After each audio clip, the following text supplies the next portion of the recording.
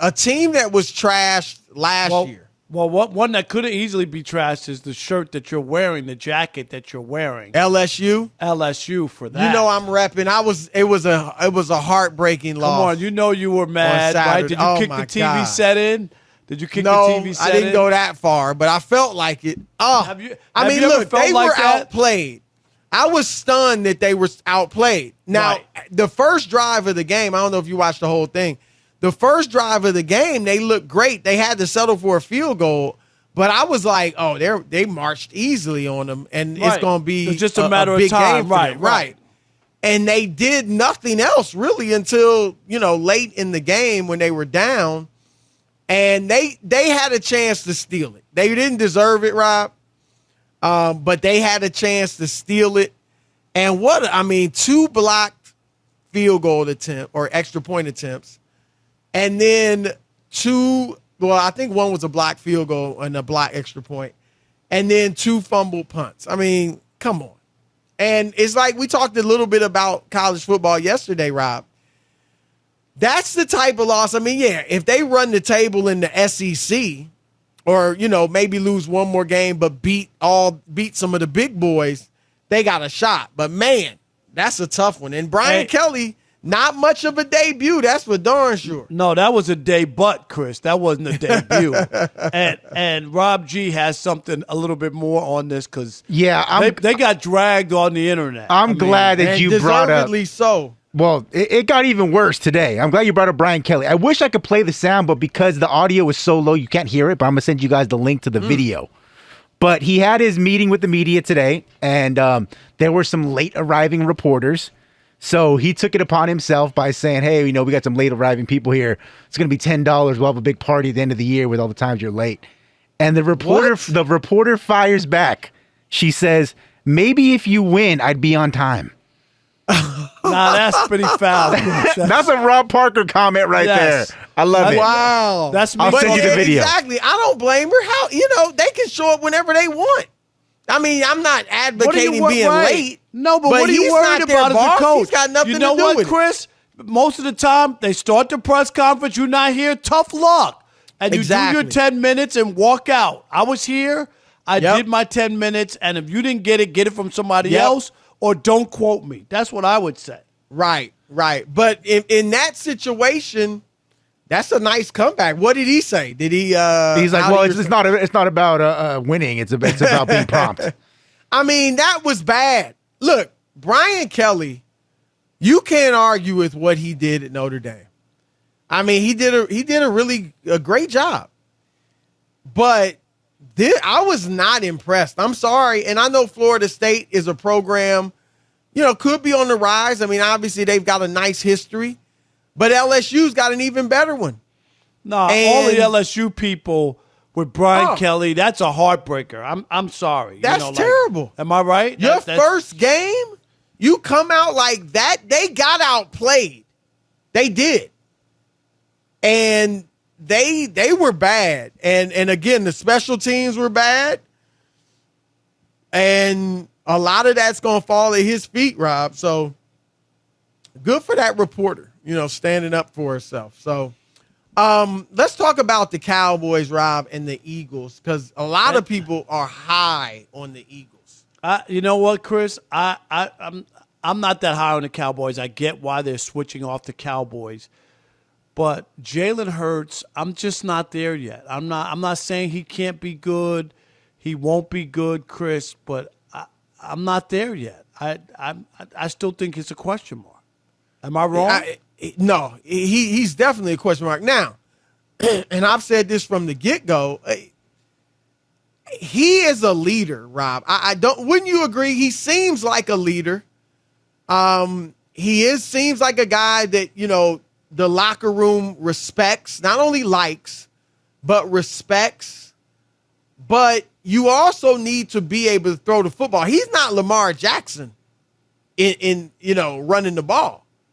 And unless you're that, you got to be able to throw it some. And that's the question mark with him, Rob. Even last year, I think he had 16 touchdowns and 15 starts. That's not going to cut it in today's NFL. So I am not sold. They got a nice roster. Obviously, last year they won 7 of their last 10, and that's why a lot of people are high on them now. So they've got some things you can be excited about, but he's got to prove that he can throw the football.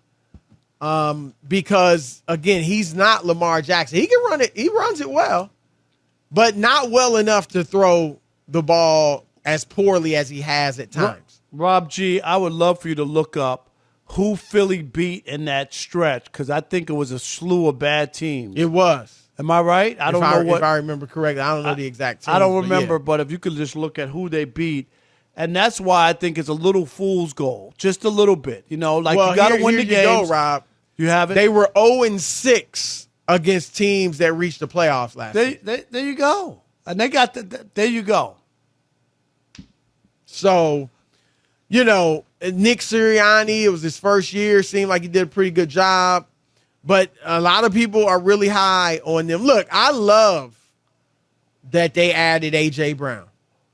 And A.J. Brown is the type of guy that you can throw a short pass to. He cost me money and he'll turn it into something. Oh, he's a bad boy. But remember, I think he's only slightly below. I wouldn't even call him a poor man's Deebo Samuel. I think that's an insult to A.J. Brown. Like, he's right there. But don't you remember? Like Deebo Samuel. Against the Lions, he dropped those 2 touchdowns. You remember that game? Yeah. But I like him. I know. I'm just saying. Good. So they're looking at him and Devontae Smith, you know what I mean? And people are thinking, okay, that they made some other additions.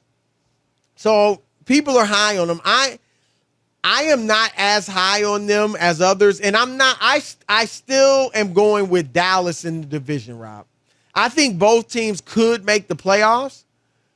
The NFC it's weaker than I remember it in a long time, but I think Dallas still, that defense has very good players at every level.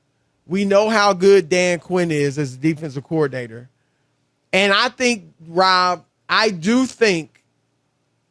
not going to use the term I used last year, although I might start using it at some point, because I feel like Dak Prescott is going to have a very good year. Wow. He had a really good year last year. His problem, Rob, he threw 37 touchdowns, threw for over 4,000 yards.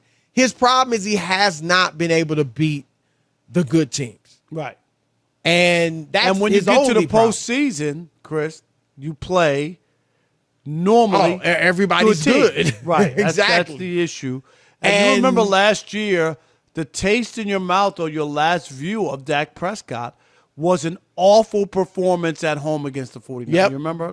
Yep. Mind-blowing. And last season, they lose a home playoff game. Let me give you this. I got a couple numbers. The last 4 seasons, Dak, 8-17 against teams with winning records. His touchdown to interception ratio against the bad teams is 5-1. Excellent. Right. Mind-boggling. Right. Against the good teams, it's below. It's 2-1. So you see, and you're supposed to feast on the bad team. Don't get me wrong, right. Chris. Right. You're supposed to. But you need the balance is you play 500 against the good teams and you demolish the bad teams. That's the goal. Right. Just play 500. Some people don't recognize it, Rob.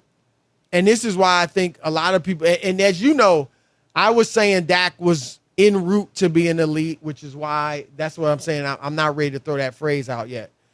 But I think you would admit I still didn't go as far as some people. I mean, some people were thinking, are you going to throw for 6,000 yards and this and that? I don't think they looked at the fact that even though you could just look at the box score and say, wow, he put up big numbers against everybody, most of the team, like really good teams. He put up 400 plus yards. Yeah, but a lot of that was because they were coming back playing catch up and other teams were in the prevent defense. That's why, Chris, I do believe in that you have to look at when those yards are being thrown, because there's a lot of that goes on. And you know this too in the NBA. like a player when the game is in the balance, Chris, and it's like the game is on the line. He's Right. got 12 points, and then you're down 20, and you score 8 in the fourth quarter. Right. And you got 20. Oh, Right. his average is 20. No. Right. When the Yeah, game mattered, absolutely. you got 11. That's all that you got. And now you can put these easy baskets at the end, right, where they're just kind of Right. trying to close the game out. It makes a difference. Well, and we know the receiving core was weakened. They lost Amari Cooper and Cedric Wilson. I think they'll be, I like CeeDee Lamb, and I think they'll be okay there. I think they'll be good enough there. But his running game is going to have to be stellar. And I'm not counting on Zeke to do all of it. But between Zeke and Tony Pollard, if Zeke stays healthy, I think he can play well. Not great, but well. And then I think Tony Pollard, I think the better Zeke plays, the more that will open things up for Tony Pollard. Because Zeke can soften up that defense, and then Tony Pollard can strike like lightning. So I think that's critical for them, Rob. It always has been I'm for Dak. expecting nothing from Ezekiel Elliott, like zero. He was I'm pretty down good on last year. Now, it was a year ago. But before his knee began bothering him, he actually ran the ball well. But it was 5 games. So you got to last the whole season. And so we'll see. But